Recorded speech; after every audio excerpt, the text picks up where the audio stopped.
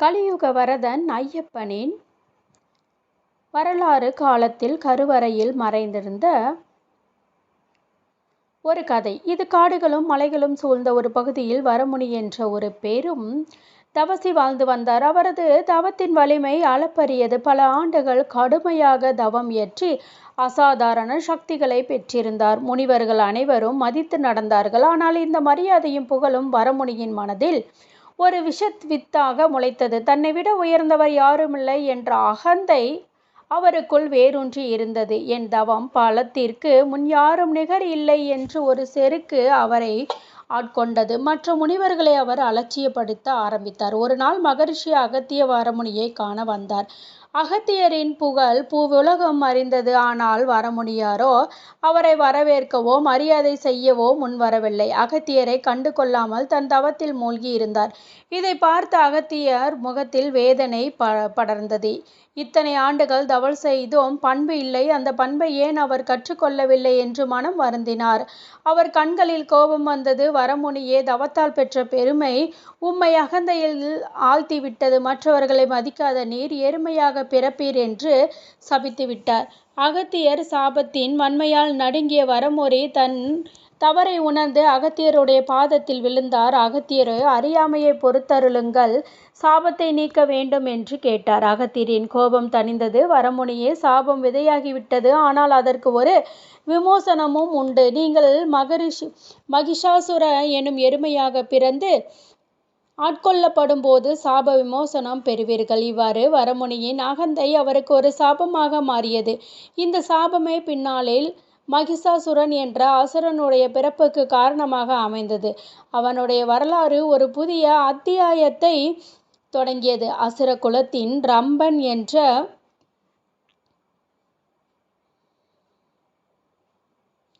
வலிமைமிக்க அசுரன் வாழ்ந்து வந்தான். அவனுக்கு ஒரு பெண் எருமைக்கும் பிறந்தவன்தான் மகிஷாசுரன்.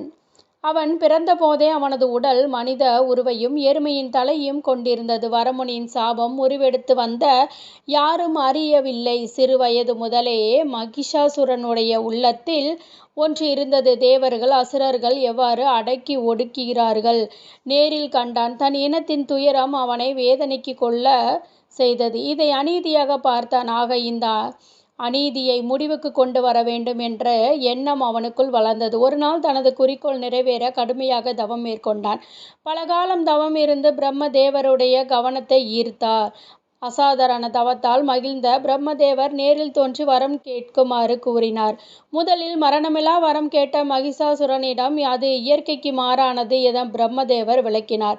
பின்னர் சற்று சிந்தித்து மகிஷாசுரன் தந்திரமான ஒரு வார்த்தையை, எந்த ஆனாலும் என்னை கொல்ல முடியாத வரம் வேண்டும். பெண்கள் பலவீனமானவர்கள், அவர்களால் எனக்கு அச்சமில்லை. ஆகவே பெண்ணால் மட்டுமே எனக்கு மரணம் ஏற்பட வேண்டும். ஒரு வார்த்தை இருமாப்போடு கேட்டான். பிரம்மதேவரும் அந்த வரத்தை அளித்தார். வரம் பெற்ற மகிஷாசுரன் தேவலோகத்தை கைப்பற்றி தேவர்களை துன்புறுத்த தொடங்கினான். அவனது கொடுங்கோல் ஆட்சியில் மூலமும் துன்பத்தால் வாடிய தேவர்கள் பிரம்மதேவனிடம் முறையிட்டார்கள். பொறுமையாக இருங்கள், காலம் கனியட்டும் என்றார். பிரம்மதேவர் அவர் கூறியபடியே பார்வதி தேவி மும்மூர்த்திகளுக்கு சக்தியை பெற்று துர்கா தேவியாக அவதரித்தார். சிவனுடைய சூலம், திருமாலுக்கு சக்கரம், இந்திரனுடைய வஜ்ராயுதம், வருணனுடைய சங்கு, அக்னியினுடைய சக்திவேல், யமனுடைய காலதண்டாயுதம், வாயுவுடைய வில்லும் அன்பும், குபேரனுடைய போன்ற ஆயுதங்களை வாங்கி கடும் போருக்கு பிறகு மகிஷாசுரனை வதம் செய்தார். துர்காதேவி அன்று முதல் அவள் மகிஷாசுர மர்த்தினி, மகிஷாசுரனை வதம் செய்தவள் என்று அழைக்கப்பட்டாள். வரமுனியின் சாபமும் முடிந்தது. இது முடிவல்ல, துவக்கம்தான். ஏனென்றால் மகிஷாசுரனுடைய தங்கை மகிஷி சகோதரனுடைய மரணத்திற்கு பழிவாங்க சபதம் எடுத்தாள். மகிஷாசுரனுடைய மரணம் அவனது தங்கை மகிஷியின் இதயத்தை உலுக்கியது. துர்காதேவி தன் சகோதரரை வதம் செய்த செய்தியை கேட்டு அவள் கதறி அழுதாள். கண்ணீர் வழிந்தோட அவள் மனதில் ஒரே ஒரு எண்ணம் மட்டுமே இருந்தது, அதனுடைய பழிவாங்குதல். அண்ணா, உங்கள் மரணத்திற்கு பழிவாங்காமல் நான் சும்மா இருக்க மாட்டேன் என்று சபதம் செய்தாள். பிரம்மதேவரை நோக்கி கடுமையாக தவம் செய்து கொண்டாள். பலகாலம் உணவு உறக்கமின்றி தவம் இருந்தாள். மலையிலும் அசையாமல் தவம் இருந்தாள்.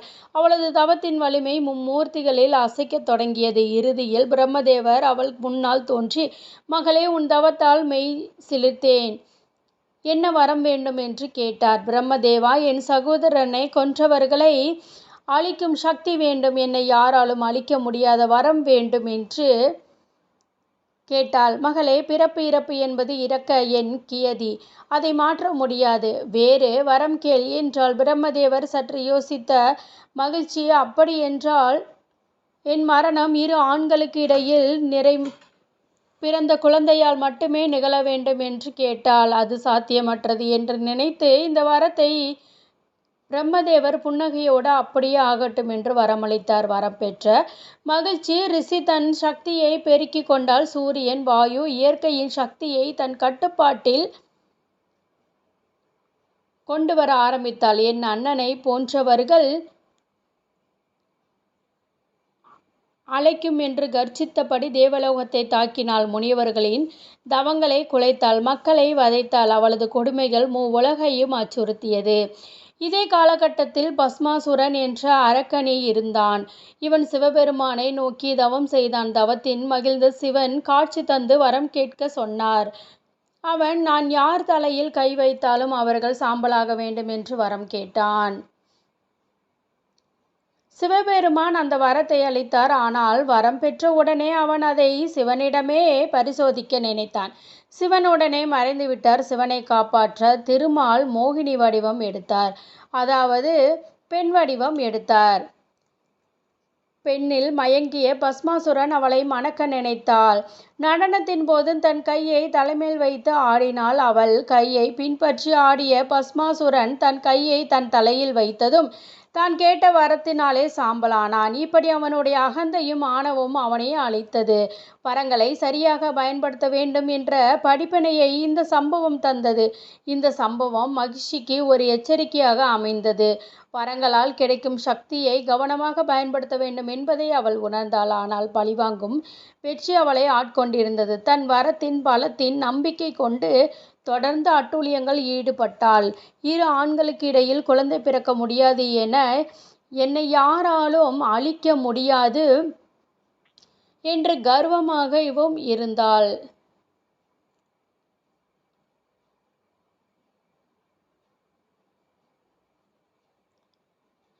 சிரித்துக்கொண்டே சிந்தித்தாள். ஆனால் விதி விதமாக இருந்தது. சிவனும் விஷ்ணுவும் இணைந்து மணிகண்டனை உருவாக்கினார்கள். அழிவுக்கு காரணமாக இருப்பார்கள் என்பது அவளுக்கு தெரியவில்லை. பஸ்மாசுரனுடைய அழிவுக்கு பிறகு திருமால் மோகினி அவதாரத்தில் இருந்தபடியே சிவபெருமானை எண்ணினார். உடனே சிவபெருமானும் அவ்விடம் தோன்றினார். மோகினியின் பேரழகில் மயங்கிய சிவன் அவரை நோக்கி நடத்தினார். 2 தெய்வீக சக்திகள் ஒன்று சேரும் தருணம் பிரபஞ்சமே இலைகுலையும் அளவிற்கு ஒளிவெள்ளம் பாய்ந்தது. பிரம்மதேவர் ஏற்கனவே மகிழ்ச்சி அரக்கியை அழிக்க ஒரு புதிய சக்தி தேவை என்று கூறியிருந்தார். அந்த நேரத்தில் சிவபெருமானும் மோகினியும் ஒன்றிருந்த போது லட்சக்கணக்கான சூரியர்களுக்கும் குழந்தை உருவானது. குழந்தையின் கண்டத்தில் ஒரு சிறுமணி கட்டப்பட்டிருந்தது. அந்த குழந்தையின் அழகே தனி. கண்களில் கருணையும் நெற்றியில் வீரமும் உதடுகளில் புன்னகையும் அது கொண்டிருந்தது. தேவர்கள் அனைவரும் பூமலை பொழிந்தார்கள். சிவனுக்கும் விஷ்ணுவுக்கும் பிறந்த குழந்தையாக அது இருந்தது. இக்குழந்தை பந்தல நாட்டு ராஜசேகரனின் சேர வேண்டும் என்று சிவபெருமான் சொன்னார். மேலும் வாரிசு இல்லாமல் பெரும் நேரத்தில் சோகத்திலும் இருக்கிறான் என்னுடைய பக்தன். அவன் இந்த குழந்தை அவர் வாழ்வை மகிழ்ச்சியால் நிரப்பட்டும் என்றார். பந்தலராஜன் பண்டைய காலத்தில் தமிழகத்தின் பெருமைமிகு பாண்டிய வம்சத்தை இருந்து தோன்றிய ஒரு அரச குடும்பம்தான் பந்தல அரச குடும்பத்தில் இவர்கள் மதுரையில் புகழ்பெற்ற மீனாட்சி அம்மன் மற்றும் சுந்தரேஸ்வரர் ஆகிய மதுரை மீனாட்சி அம்மனை இந்த பந்தல மகாராஜா குடும்பத்தின் குலதெய்வமாக விளங்கினார். ஒரு நாள் பந்தலராஜன் காட்டிற்கு சென்றிருந்தார். மனதில் வாரிசு இல்லாத கவலையும். குதிரையில் சென்று கொண்டிருந்த போது திடீரென ஒரு குழந்தையின் அருகுரல் கேட்டது. குரல் வந்த திசையை சென்றபோது ஒரு மரத்தடியில் பச்சம் புல்லில் மேல் அழகான குழந்தை ஒன்று அங்கு இருந்தது. குழந்தையை கண்டதும் ராஜனுடைய கண்களில் ஆனந்த கண்ணீர் பெருகியது. குழந்தையை கையில் எடுத்ததும் அது அழுகையை நிறுத்தி புன்னகைக்க ஆரம்பித்தது. வீரர்களை அழைத்து சுற்றுப்புறம் முழுவதும் தேடச் சொன்னார். யாருமில்லை என்ற உறுதி கிடைத்ததும் இது இறைவன் தந்த வரம் என நம்பி குழந்தையுடன் அரண்மனைக்கு திரும்பினார். ராணி குழந்தையை கண்டதும் பேரானந்தம் கொண்டாள். எத்தனை நாட்களாக ஏங்கிக் கொண்டிருந்தேன், இறைவன் கொடுத்த வரம் என்று கண்ணீருடன் குழந்தையை அணைத்தாள். குழந்தையின் கழுத்தில் மணி இருப்பதைக் கண்டு இவனுக்கு மணிகண்டன் என்று பெயர் வைப்போம் என்று மகிழ்ச்சி பொங்கியது. ஆனால் அமைச்சர் மட்டும் அந்த மகிழ்ச்சியில் பங்கேற்கவில்லை. பந்தலராஜனுக்கு பிறகு தானே அரியணை ஏற வேண்டும் என்ற எண்ணத்தில் மணிகண்டனை கண்டதும் அவர் முகம் கருமை அடைந்தது. அரசனுக்கு புத்திர பாக்கியம் இல்லை. அவருக்கு பிறகு அவனை அனுபவிக்க எண்ணிக்கொண்டிருந்து வந்தார். அவன் எண்ணம் ஈடேறாமல் போவதற்கு வாய்ப்பு உண்டு இருந்தது. அவனுடைய மனதில் கபட எண்ணங்கள் முளைக்க ஆரம்பித்தது. மணிகண்டன் நாளுக்கு நாள் அறிவிலும் ஆற்றலிலும் அழகிலும் வளர்ந்து வந்தான். அவனது புன்னகையில் அரண்மனையே ஒளி பெற்றது. பந்தலராஜனும் ராணியும் தங்கள் வாழ்வின் பொக்கிஷமாக அவனை நேசித்தார்கள். காலம் இவ்வாறு நகர்ந்து கொண்டிருக்க மணிகண்டனின் கல்வி காலம் நெருங்கியது. அவனது தெய்வீக அவதாரம்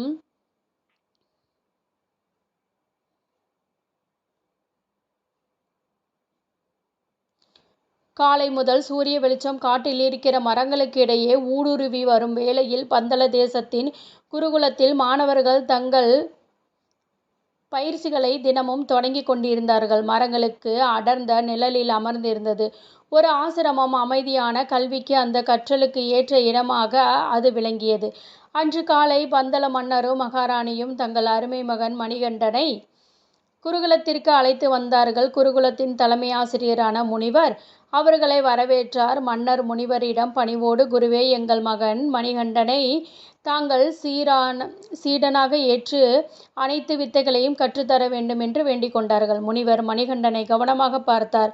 அவரது கண்களில் ஏதோ ஒரு ஒளி தெரிந்தது. முனிவருடைய உள்உணர்வால் இந்த மாணவன் சாதாரண மாணவன் அல்ல என்பதை அவர் உணர்ந்து கொண்டார். ஆனாலும் அதை வெளிக்காட்டி கொள்ளாமல், மன்னால் தங்கள் புதல்வனை ஏற்றுக்கொள்கிறேன். குருதட்சணையாக தர்மத்தின் வழி நடப்பதை மட்டுமே கேட்கிறேன் என்று கேட்டார். மணிகண்டன் குருகுலத்தில் சேர்ந்த போது முதல் அவரது கற்றல் திறன் அனைவரையும் ஆச்சரியப்படுத்தியது. வில்வித்தை, வாழ்வித்தை, மற்போர், யோகம், வேதங்கள் என அனைத்தும் அசாதாரணமாக தேர்ச்சி பெற்றார். மற்ற மாணவர்கள் கற்க பல நாட்கள் எடுத்துக்கொள்ளும் பாடங்களை அவர் மிக விரைவில் கற்றுத் தேர்ந்தார். குருவுடைய மகன் பேச முடியாத ஊமையாக இருந்தார். ஒரு நாள் மணிகண்டன் அவனுக்கு அருகில் வந்தான். மணிகண்டன் அவனை அன்போடு அணைத்து ஒரு பழத்தை கொடுத்து அதற்கு பின்னால் அவன் கழுத்தை மென்மையாக தொட்டு நமச்சிவாயா நமச்சிவாயா என்று சொன்னார். அற்புதமாக அந்த சிறுவன் தெளிவாக பேசினான். அந்த மந்திரத்தை உச்சரித்தான். அதை கண்ட குரு மிகவும் மகிழ்ந்து போனார். நீ யார்? சாதாரண மனிதன் அல்ல என்பது தெளிவாகிறது என்று கேட்டார். அதற்கு மணிகண்டன் புன்னகையோடு சொன்னான், குருவே, நான் ஒரு காரியத்திற்காக அவதாரம் எடுத்திருக்கிறேன். இந்திரன் என்னிடம் இதை யாரிடமும் வெளியிடக்கூடாது என்று சொன்னார். ஆனால் என் குருவிடம் மறைக்க விரும்பவில்லை, உங்களிடம் பொய் சொல்லவும் விரும்பவில்லை. குரு இதை கேட்டு ஆச்சரியமும் பெருமையும் அடைந்தார். தன்னுடைய கற்பிக்க வந்தவரே தெய்வீக சக்தி கொண்டவர் என்பதை உணர்ந்து மகிழ்ந்து போனார். அன்று முதல் மணிகண்டனை மாணவனாக மட்டுமில்லாமல் தெய்வமாகவும் பார்த்தார். கல்வி முடிந்த பிறகு மணிகண்டன் குருவிடம் விடைபெற்று வந்தார். குரு கண்களில் நீர் மல்க, நீ என் மகனுக்கு பேசும் திறனை அளித்தாய். இதைவிட பெரிய குரு தட்சணை எதுவும் இல்லை. உன் பணி, உன் நோக்கு வெற்றி பெற வாழ்த்துகிறேன் என்று ஆசீர்வதித்தார். குருகுலத்தை விட்டு வெளியேறும் பொழுது மணிகண்டன் வானத்தை நோக்கி ஒரு ஜோதி வடிவில் பறந்து செல்வதை குரு தன் ஞான கண்களால் பார்த்தார். அன்று முதல் அந்த குருகுலம் புனித தலமாக கருதப்பட்டது. மணிகண்டன் குருவுக்கு குருவானது இங்குதான். மணிகண்டனின் வருகை அரண்மனையில் அனைவருக்கும் மகிழ்ச்சியை அளித்தது. ஆனால் அமைச்சரின் மனதில் மட்டும் மகிழ்ச்சி இல்லை. இளவரசனை எப்படியாவது அகற்ற வேண்டும் என்ற எண்ணம் இருந்தது. நான் எத்தனையோ ஆண்டுகளாக இந்த அரண்மனையில் ஒரு துணை மன்னனாக இருந்தேன். ஆனால் இன்று வந்த ஒரு காட்டுப்பிள்ளை எப்படி என் பதவியை பறிக்க முடியும்னு முணுமுணுத்தார். அன்று இரவு அரண்மனையில் பெரிய பதவி வேண்டுமா? அதை கேட்ட மருத்துவருடைய செய்ய வேண்டும். ஐயா, மணிகண்டனுக்கு கொடிய நஞ்சு ஒன்று கலந்து கொடுங்கள். அதற்கு நீங்கள் உதவ வேண்டும். அதை கேட்ட மருத்துவர் சற்று தயங்கினார். ஆனால் பதவி ஆசை யாரை விட்டது? அவரையும் ஆட்கொண்டது. அடுத்த நாள் காலை மணிகண்டனுக்கு பாலில் கொடிய விஷம் கலந்தனர். மணிகண்டன் பாலை அருந்தியதும் திடீரென மயக்கமுற்றான். கீழே விழுந்தார். அரண்மனையை அலறியது. மன்னரும் அரண்மனை மருத்துவர்கள் அனைவரும் வந்தார்கள். ஆனால் யாராலும் அதை தன்மையை கண்டுபிடிக்க முடியவில்லை. அப்பொழுது ஒரு முனிவர் வேடத்தில் சிவபெருமான் வந்தார். அவர் தன் கழுத்தில் இருந்த பாம்பை கொண்டு அந்த விஷத்தை உறிஞ்சி எடுத்தார். மணிகண்டன் மீண்டும் உயிர் பெற்றார். இவ்வாறு அமைச்சருடைய முதல் திட்டம் தோல்வியடைந்தது. ஆனால் அவன் மனம் தளரவில்லை. மகாராணியின் மனதில் விஷம் விதைக்க வேண்டும் என்று முடிவெடுத்தான். மணிகண்டன் குருகுலத்தில் இருந்தபோது சில காலம் கழித்து மகாராணி ஆரோக்கியமாக ஒரு ஆண் குழந்தையை பெற்றெடுத்தார். அந்த குழந்தை அரண்மனையில் அனைவராலும் பாசத்துடன் வளர்க்கப்பட்டான். மணிகண்டன் தனது தம்பி மீது மிகுந்த பாசம் கொண்டிருந்தான். அவனுக்கு வீரத்தையும் நற்பண்புகளையும் போதிப்பதில் மும்முரமாக ஈடுபட்டான் மணிகண்டன். ஒரு நாள் அரண்மனையில் மகாராஜா தனது அமைச்சர்களுடன் ஆலோசனை நடத்தி கொண்டிருந்தார். அடுத்த வாரிசு யார், அடுத்த அரசர் யார், இதுதான் ஆலோசனையின் முக்கிய பொருளாக இருந்தது. மகாராஜாவின் மனதில் ஒரே ஒரு பெயர் மட்டும்தான் இருந்தது. அது மணிகண்டன். காட்டிலிருந்து வந்த அந்த குழந்தை இப்பொழுது வளர்ந்து இளையவனாக மகாராஜாவின் முழு நம்பிக்கையை பெற்றிருந்தான். அவனையே அடுத்த இளவரசனாக அறிவிக்க வேண்டும் என்பது மன்னரின் உறுதியாகவும் இருந்தது. உரையாடலை கேட்ட மகாராணி உள்ளம் கொந்தளித்தது. ராஜசேகரன் இருக்க காட்டில் இருந்து வந்த ஒருவன் அரியணை ஏறுவதா என்று கோபம் அவரை ஆட்கொண்டது. உடனே மகாராஜாவை சந்தித்த மகாராணி, என் மகன் ராஜசேகரனே உங்களுக்கு பிறகு ஆள வேண்டும். மணிகண்டன் அரசாள்வது கூடாது. எதிர்ப்பை தெரிவித்தார். மகாராஜாவோ அசைக்க முடியாத உறுதியுடன் இருந்தார். ராணியின் போக்கில் ஏற்பட்டுள்ள மாற்றத்தை கவனித்திருக்கிறார். மூத்தவன் இருக்கும்போது இளையவன் ஆள முடியாது என்பதை நீ மறந்துவிடக்கூடாது. மணிகண்டனே அடுத்த அரசன் என்று கூறிவிட்டு சென்றார். அதனால் மகாராணி மிகவும் மனம் உடைந்தார். இதை அமைச்சர் தனக்கு சாதகமாக பயன்படுத்தி கொண்டார். மனதில் புதைந்திருந்த தீய எண்ணத்தை வெளிக்கொண்டு வந்தார். தன்னுடைய திட்டத்தை நிறைவேற்ற திட்டமிட்டார். முதலமைச்சர் அந்த குழந்தையின் பிறப்பை தனது நோக்கத்திற்காக பயன்படுத்தி கொள்ள முடிவு செய்தார். மணிகண்டனுக்கு எதிராக ராணியின் மனதில் வஞ்சகத்தை விதைத்து புதிய குழந்தை பட்டம் சூட்ட வேண்டும் என்று எண்ணத்தை மேற்கொண்டார். மகாராணி, உங்களுக்கு பிறந்தவன்தானே உண்மையான வாரிசு? காட்டில் கிடைத்த ஒரு பிள்ளைக்கு ஏன் அரியணை என்று கேள்வி எழுப்பினார். மகாராணி மனதில் அந்த விஷ வார்த்தைகளை தன் மகனுடைய எதிர்காலம் பற்றிய கவலை ஆட்கொண்டது. தீங்கு நேர்ந்தால் என்று யோசித்தார் அமைச்சர். அப்பொழுது யோசனை சொன்னார். மகாராணிக்கு கடும் தலைவலி இருப்பதாக நடிக்க வைப்போம். புலிப்பால் மருந்து என்று சொல்வோம். மணிகண்டன் புலிப்பால் கொண்டு வர காட்டிற்கு சென்றால் கண்டிப்பாக திரும்ப முடியாது என்றான். திட்டம் வகுக்கப்பட்டது. மகாராணி கடுமையான தலைவலியால் துடிப்பது போல நடித்தார். மகாராஜா உடனே அரண்மனை வைத்தியரை அழைத்து சிகிச்சை செய்ய சொன்னார். வைத்தியரும் திட்டமிட்டபடி இது சாதாரண தலைவலி அல்ல என்றும் குணமாக்க புலிப்பால் தேவை என்றும் கூறினார். அதுவும் குட்டியின்ற புலியின் பால் வேண்டும் என்றார். மணிகண்டன் தன் தாயின் நிலையை கண்டு கவலைப்பட்டார். புலிப்பால் கொண்டு வர தான் காட்டுக்குள் செல்வதாக தந்தையிடம் அனுமதி கேட்டார். அதை கேட்ட மகாராஜா பயந்து பிறகு படைவீரர்களோடு செல்ல சொன்னார். ஆனால் மணிகண்டன் தான் தனியாகவே செல்வதாக உறுதியாக சொன்னான். பயணத்திற்கு முன்பு அரசர் குலதெய்வமான சிவபெருமானை வணங்கினார். ஈசனே, என் மகன் எவ்வித இடையூறுமின்றி திரும்பி வர அருள் புரிய வேண்டும் என்று வேண்டிக் கொண்டார். பின்னர் பயண உணவாக முக்கன் தேங்காயை ஒரு துணியில் கட்டி கொடுத்தார். இரு பக்கங்களும் சமமாக முடிச்சுகளும் பாதுகாப்பாக போடப்பட்டிருந்தன. மணிகண்டன் பந்தல நாட்டின் எல்லைகளை கடந்து வனத்திற்கு நுழைந்தார். அங்கே பல காலமாக அவருடைய வருகைக்காக காத்திருந்த இந்திரன், தேவர்கள், முனிவர்கள், பூதகணங்கள் அவனை வரவேற்றார்கள். அவர்கள் மணிகண்டனை மலையுச்சிக்கு அழைத்து சென்றார்கள். அங்கே அவருக்காக சிறப்பான ஒரு ஆசனம் அமைந்திருந்தார்கள். மகிழ்ச்சியை பற்றி அவருடைய அட்டகாசத்தை பற்றியும் விரிவாக சொன்னார்கள். அதன் நோக்கத்தையும் சொன்னார்கள். மகிஷா அரக்கி இதனை தன் ஒற்றர்கள் மூலம் தெரிந்து கொண்டாள். ஒரு சிறுவனை தேவர்கள் அத்தனை சிறப்பாக வரவேற்பதை கேள்விப்பட்டதும் கோபம் கொண்டாள். என்ன, ஒரு சிறு மானிடன் என்னை எதிர்க்க வந்திருக்கிறான் என்று சினம் கொண்டாள். கோபத்தில் தன் ஒற்றர்களை திட்டினாள். எந்த படை வந்தாலும் அழைத்து விடுதே என்று கர்ஜித்தாள். மகிழ்ச்சி நேரடியாக மணிகண்டன் இருந்த இடத்துக்கு வந்தாள். அவரை பார்த்ததும் கேலியாக சிரித்தாள். இந்த சிறு வானம் என்னை வெல்லப் போகிறான். மாணகனே, உன் உயிரை காப்பாற்றிக் கொள்ள விரும்பினால் இப்பொழுதே இங்கிருந்து ஓடிவிடு. இல்லையென்றால் உன் உயிரை காலனிடம் சேர்த்து விடுவேன் என்று மிரட்டினாள். மகிஷியின் கோபமான வார்த்தைகளை கேட்டு மணிகண்டன் அமைதியாக புன்னகைத்துக் கொண்டிருந்தார். அவர் தனது பிறவியின் நோக்கத்தை உணர்ந்திருந்தார். இந்த புன்னகை மகிஷியின் கோபத்தை மேலும் அதிகரித்தது. என்னுடன் உமது வாழ்வுடையது என்று கூறி மகிஷி தன் சக்தியால் அசுரன் சேனைகளை வரவழைத்தாள். வானமெல்லாம் அசுரர்கள் நிறைந்திருந்தார்கள்.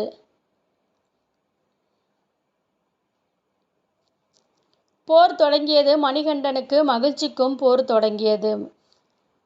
இந்திரன் அசுரர்களுடைய படைகளை கண்டதும் தேவர்களின் படையை போருக்கு தயாராக உதவிட்டார்கள். தேவர்கள் மட்டுமல்ல, சிவனுடைய பூத கணங்களும் போருக்கு நின்றனர். அசுரர்களும் தேவர்களும் இடையே பெரும் போர் தொடங்கியது. அசுர படை அது கூடவே இருந்த பெரிய படைகளும் மிகுந்த வேகத்துடன் தொடங்கியது. தேவர்களும் பூத கணங்களும் ஒன்றிணைந்து மணிகண்டனுக்கு உடன் போரிட்டார்கள். ஆயிரக்கணக்கான அசுர வீரர்களும் அழிக்கப்பட்டார்கள். நாளடைவில் மகிஷியுடைய படையின் வலிமை குறைய தொடங்கியது. மணிகண்டன் தனது வில்லிலிருந்து அம்புகளை மகிழ்ச்சியை நோக்கி ஈட்ட அம்புகளுக்கு பதிலளிக்க முடியாது. மகரிஷி திணறினாள். மகிஷி தன் மணிகண்டனை தாக்கினாள்.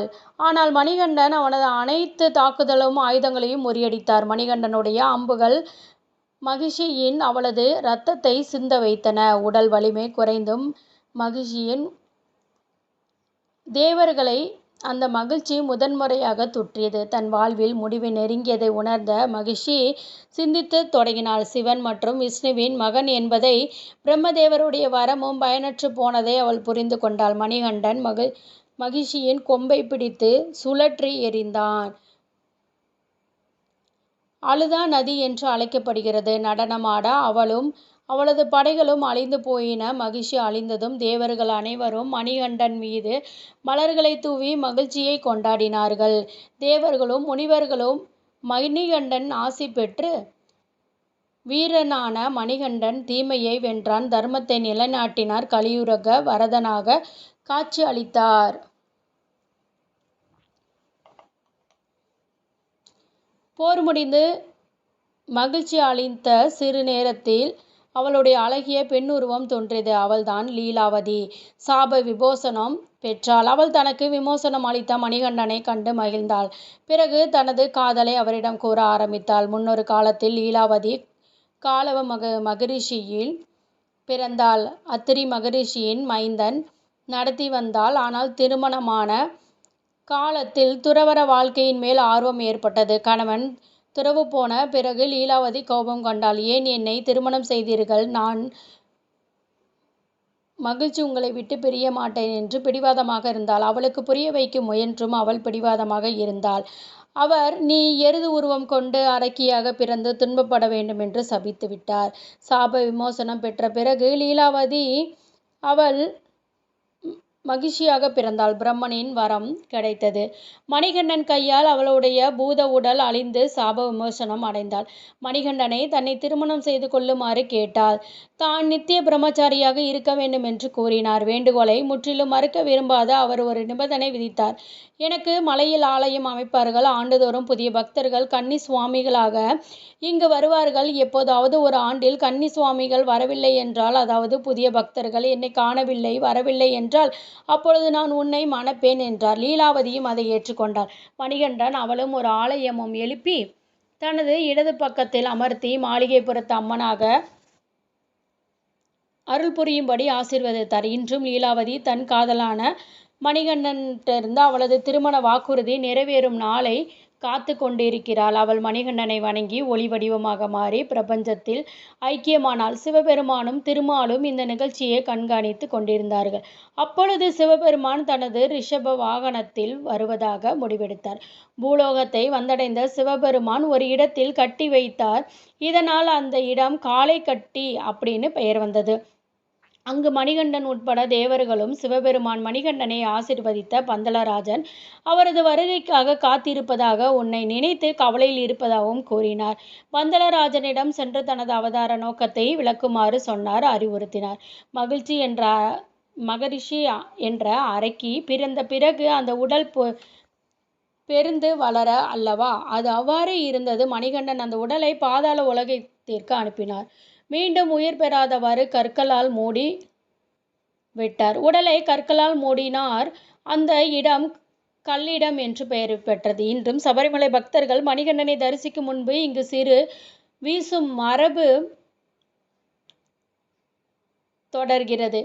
தேவேந்திரனிடம் மணிகண்டன் சென்று தனது தாயாரின் தலைவலிக்கு புலிப்பால் தேவைப்படுவதாக கூறினார்.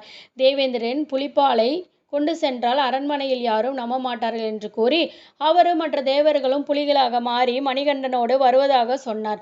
அவ்வாறே தேவேந்திரன் பெண் புலியாக மற்ற தேவர்கள் புலிகளாகவும் மாறி மணிகண்டன் அந்த பெண் புலியின் மீது அமர்ந்து மற்ற புலிகளை பின்தொடர அரண்மனை நோக்கி பயணமானார். வந்தன நாட்டு எல்லை அடைந்த பொழுது புலி கூட்டத்தை கண்ட அச்சமடைந்தார்கள். ஆனால் ஒரு புலியின் மீது மணிகண்டன் அச்சத்தோடு காணப்பட்டார். மன்னரோ மகனுடைய வீரத்தை கண்டு பெருமிதம் கொண்டார். புலிகளுக்கு மகனை அணைத்தார். மணிகண்டன் தாயாரிடம் சென்றபோது அவர் தான் செய்த தவறை உணர்ந்து மன்னிப்பு கேட்டார். அமைச்சர் அரண்மனையை வந்திருந்தார். மன்னிப்பு வேண்டினார். மன்னர் தண்டிக்க முற்பட்ட போது மணிகண்டன் தடுத்து இது விதியின் பயன் என்று கூறினார். இறுதியில் புலியாக மாறிய உருவம் பெற்றார்கள் மனிதர்கள். தன் பெற்றோரிடம் தனது அவதார நோக்கத்தை மணிகண்டன் தெய்வீகமாக பிறப்பதையும் விளக்கினார். அந்த பெற்றோர்கள் அறிந்து பேரானந்தம் அடைந்தார்கள். அரண்மனையில் சிம்மாசன அறையில் மன்னன் ஆழ்ந்த சிந்தனையில் அமர்ந்திருந்தருடைய சிறிது நேரத்தில் முன்பு நடந்த நிகழ்வுகளால் கலங்கியிருந்த தற்போது நிதானத்தை அடைந்திருந்தது. திடீரென அவருடைய அன்பு மகன் மணிகண்டனுக்கு இன்னும் முறைப்படி பட்டாபிஷேகம் செய்யவில்லை என்று அவருக்கு எண்ணம் தோன்றியது. மணிகண்டனை அழைத்தார். மகனை, இன்னும் ஒரு முக்கியமான கடமை மீதம் உள்ளது. நீ இந்த பந்தல தேசத்தின் அடுத்த மன்னனாக முறைப்படி முடிசூழ வேண்டும். உடனே அதற்கான ஏற்பாடுகளை தொடங்கப் போகிறேன் என்று முகத்தில் ஒரு புன்னகை தோன்றி மறைந்தது. மெதுவாக சொன்னார், மன்னிக்க வேண்டும் தந்தையே, என்னுடைய பிறவி நோக்கம் இப்பொழுது நிறைவேறிவிட்டது. இனி நான் உங்களுடன் இருக்க முடியாது. இந்த வார்த்தைகள் பந்த மன்னனுக்கு இதயத்தை உலுக்கியது. கண்களில் கண்ணீர் தழும்பியது. மகனே, இனி என்னால் உன்னை காண முடியாதா என்று தழுதழுத்தது குரலில் கேட்டார். மணிகண்டன் தந்தையின் துயரத்தை கண்டு, தந்தையே, வருடத்தில் ஒரு முறையாவது நான் உங்களை காண வேண்டும். அதற்கு எனக்கு அனுமதி அளிக்க வேண்டும் என்று உடனே மன்னர் தீர்க்கமாக சொல்ல வேண்டும்.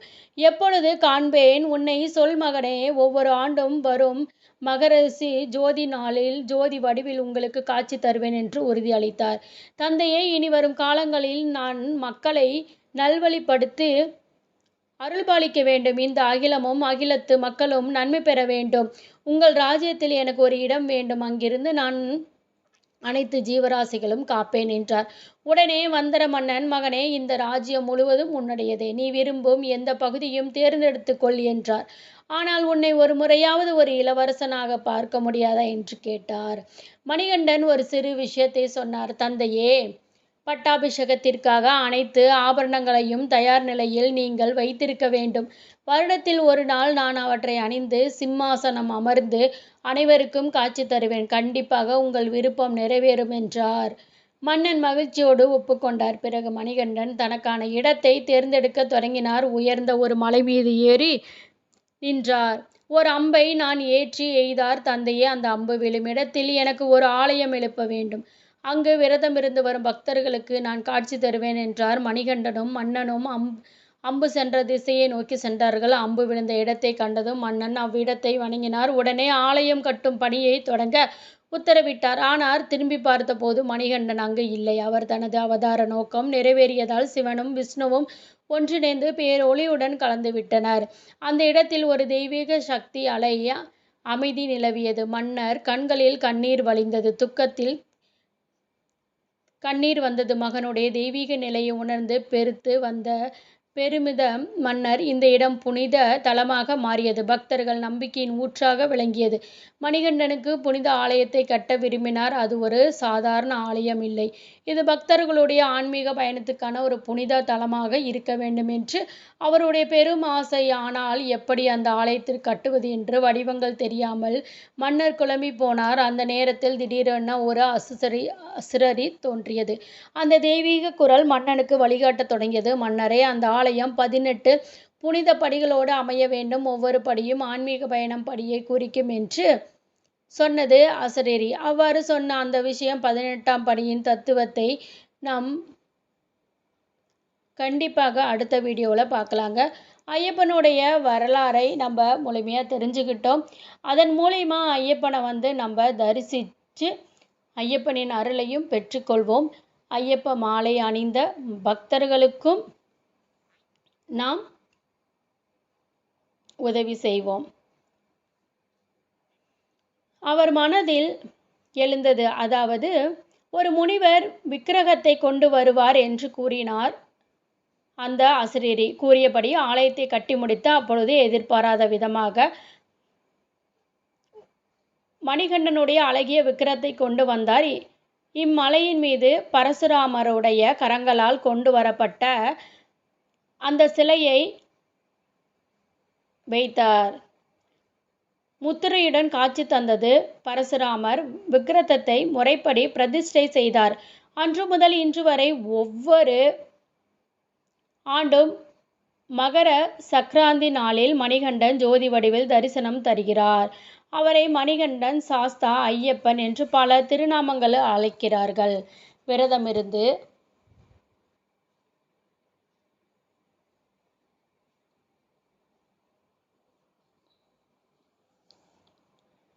பந்தலராஜா குடும்பத்தில் பாரம்பரியத்தில் ஒரு சுவாரஸ்யமான வழக்கம் இருந்தது. அவரின் மகாராஜா சபரிமலைக்கு நேரில் செல்வதை இதற்கு பின்னால் ஒரு ஆழமான பண்பாட்டு காரணம் இருக்கிறது. சபரிமலை ஐயப்பன் பந்தலராஜா குடும்பத்தின் வளர்ப்பு மகன் என்பதே இதற்கு முக்கிய காரணம். இதனால் பந்தல மகாராஜா ஐயப்பனின் வளர்ப்பு தந்தை என்ற நிலையை பெறுகிறார். மரபுப்படி தந்தை கொண்டிருக்கும் போது மகன் அமர்ந்திருப்பது முறையல்ல. சபரிமலையில் ஐயப்பன் யோக நிலையில் அமர்ந்திருப்பதால் மகாராஜா அங்கு சென்றால் ஐயப்பன் நிற்க வேண்டிய நிலை ஏற்படும். இது மரபு எதிரானது என்று மகாராஜா நேரில் செல்வதற்கு பதிலாக ராஜ குடும்பத்தின் பிரதிநிதி ஒருவரை அனுப்பி வைப்பது வழக்கமாக உள்ளது.